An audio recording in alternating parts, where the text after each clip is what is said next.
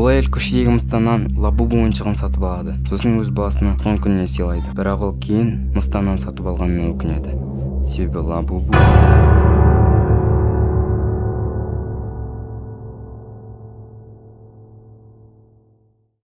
Киноның басында мынау мыстан лабубу ойыншығын қарғап жатқанын көреміз. Сосын бір әйел мен еркек сөйлесіп отырады. Және де екеуі әртүрлі мағынада, екеуі әртүрлі темада сөйлеседі. Және де мынау әйел үйіне лабубу ойыншығын әкеліп жатыр. Сосын осы еркекпен сөйлесіп жатқан кезде сол ойыншық туралы айтып қалады. Және де бұл әлгі балаға ұнай ма, ұнамай ма соны сұрайды. Сосын анау еркек әрине ұнайтынын айтады. Бірақ әйел бірдеңені түсінбейді. Неге мынау лабубу ойыншығын балалар соншама жақсы көреді? Және оны соншама не тартады? Ал анау еркек болса, олар бала ғой, олар жаңадан трендті және де жаңа заттарды жақсы көреді деп айтады. Және осы лабубу танымал болуының бірден бір себебі ол Blackpink деген группадағы адамның осы ойыншықпен ойнауы деп айтады. Және де мынау еркек ChatGPT-дан лабубу жайлы мәліметтерді қарай бастайды. Және де анау әйелге айтады. Сосын айтып болмаса, мынау әйел қайырлы түн лабубу, ешқандай проблема жасама деп айтады. Содан кейін кетіп қалады. Сосын біз лабубудың көзі қозғалғанын көреміз. Таң атады. Және де мынау бала өзіне таңғы ас жасап жатады. Сүт пен хлопья. Сосын нанға май жағып. Сосын оны біреуге апара жатқан секілді. Оны анасына апарды. Және де мынау баланың бүгін туған күні екен. Анасы оны құттықтады. Ал баласы болса әлгі таңғасын анасына береді. Және де кеше түнде мынау әйел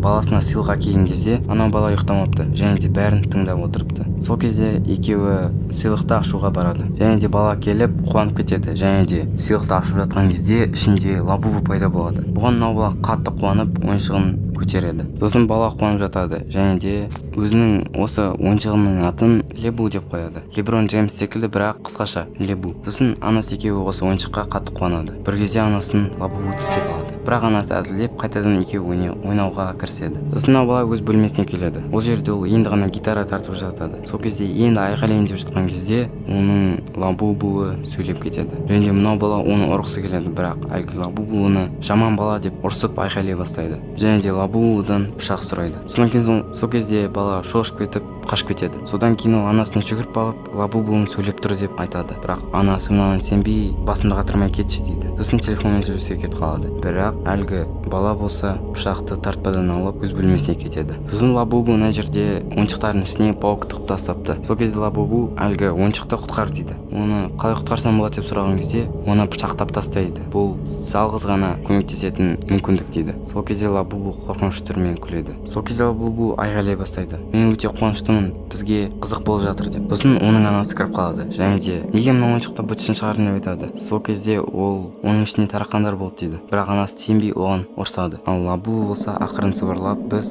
қуануға тырыстық дейді. Сосын анасы ұрсып, қабырғада тұр деп айғайлап кетеді. Ал анау бала болса лабубудың басын бір ұрады. Сосын бізге әлгі әйелдің лабубуды қалай сатып алғанын айтады. Және де ол ең бірінші мусордар тұрған жерге барады. Өйткені ол қаншама лабубу іздесе де сатып алмады. Өйткені ол қымбат тұрады. Және де алыс жерден келеді. Ал баласының туған күні ертең болады. Сол кезде ол әлгі әйелге келіп, сізден ойыншық сатып алсам бола ма дейді. Бірақ әлгі әйел өтірік лабубуды білмейтін сияқты біртүрлі заттар айта бастайды. Және де қарғап неше түрлі айтады. Бірақ анау әйел болса, мен тек отбасымды сақтап қалғым келеді деп айтады. Сол кезде анау әйел қара киім киіп алып қатты қуанып кетеді. Және де $600 деп айтады. Әйел соған әрең дегенде келісіп, жарайды деп жіберіп қалған кезде әлгі кемпір жоқ болып кетеді. Оның орнына жерде лабубудың ойыншығы тұр. Сол кезде әлгі әйел оның шынайы анасымен сөйлеседі. Және де шынайы анасымен сөйлескенде әлгі бала жақсы сезінеді деп ойлайды. Бірақ әлгі әйелдің бос емес екенін айтады. Және де дымда қолың бос емес. Оны өзің бірдеңе қылып шеш дейді. Сосын телефонды қоя салады. Сол кезде әлгі бала мен лабубу әңгімелесіп отырады. Және де бала оған ренжіп секілді. Сол кезде лабубу ойланып бір идея келеді. Ол әлгі ойыншықты тігіп берем дейді. Тек маған ине мен жіп керек деп айтады. Сосын ол керекті заттың бәрін кешке аламын дейді. Сосын сөйтіп сөйлесіп жатқан кезде әлгі әйел шығып қалады. Сол кезде анау бала қабырғада әлі тұр. Сосын болдың ба деп сұраған кезде әлгі әйел жоқ, кішкене тұра тұр дейді. Сосын бөлмесіне кіріп кетеді. Сосын кеш батады. Сол уақытта лабубу айтқан керекті заттарды әлгі бала алуға тырысады. Және де әйелдің бөлмесіне барады. Керек заттардың бәрін алып ол кішкентай үйшіктің ішіне апарады. Сол кезде лабубу бұл қызық болады деп айғайлап қалады. Сол кезде дауыс қатты шығып әлгі әйел оянып кетеді. Бұған әлгі бала ұрсады. Сосын әлгі әйел дауыс шығып жатқан кезге барған кезде әлгі баланың кішкентай үйі тұрады. Және де әлгі баланы оятып, онымен әңгімелеседі. Және де мен сені жақсы көрем, екеуміз қатты ұрыспайық деп айтады. Әлгі бала да соны айтып жатады. Және де бір-бірін жақсы көретінін айтады. Сосын әлгі бала Лабубу маған әлгі инструкция берді. Мен ойыншықты жөндедім дейді. Сосын әлгі әйел қорықпа, бұл үшін уайымдама деп оған айтады. Сосын қайырлы түн тілеп кетіп қалады. Сол кезде әлгі әйел ұйықтауға келеді. Және де енді ұйықтайын деп жатқан кезде оның бөлмесінен біртүрлі дауыстар естіледі. Сосын ол енді ғана сол жерге бара жатқан кезде қорқынышты бірдеңе көреміз. Бірақ әлгі әйел есікті ашқан кезде ештеңе жоқ. Сосын әлгі әйел астқа қарап қалады. Ал ана жерде Лабубуның ойыншығы тұр. Сосын оған тағы біраз уақыт қарап тұрған кезде Лабубу тіріліп кетіп әлгі әйелді өлтіріп тастайды. Осымен бітті. Достар, енді мен Лабубу жайлы осы қуып кеткен бір кино сіздерге мазмұндап бердім. Енді Лабубу жайлы қорқынышты теорияларды айтайын.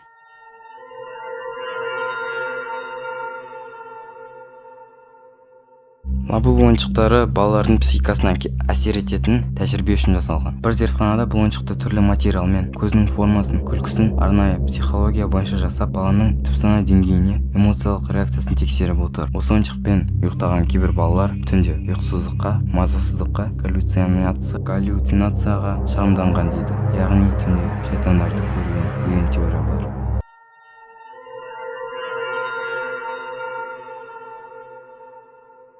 Кейбір сарапшылар айтуынша, Лабубудың көзі, түсі, күлкісі бәрі қорқынышты дизайн бойынша жасалған. Яғни ол баланың миында ұзақ уақыт сақталып, оған жақын болғысы келетін сезім тудырады. Уақыт өте келе бала бұл ойыншықты қатты байланады. Тіпті ата-анасына қарағанда Лабубуға көбірек сенетін болады.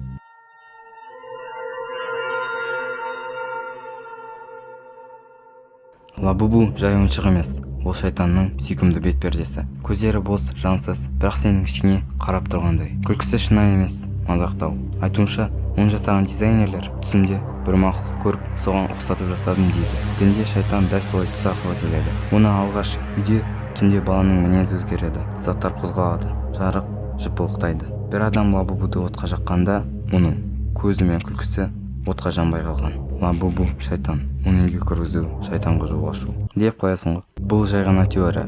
Осыған қорықсаңыздар, лайк басып кетіңіздер.